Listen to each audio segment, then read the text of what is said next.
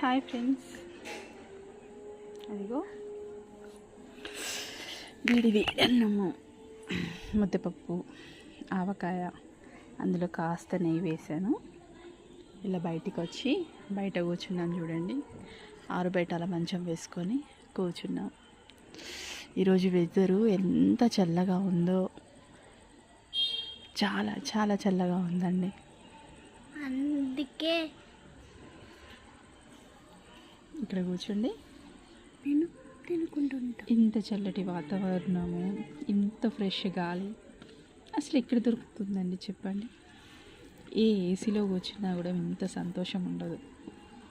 అంత అంటే అంత హాయిగా ఉందండి.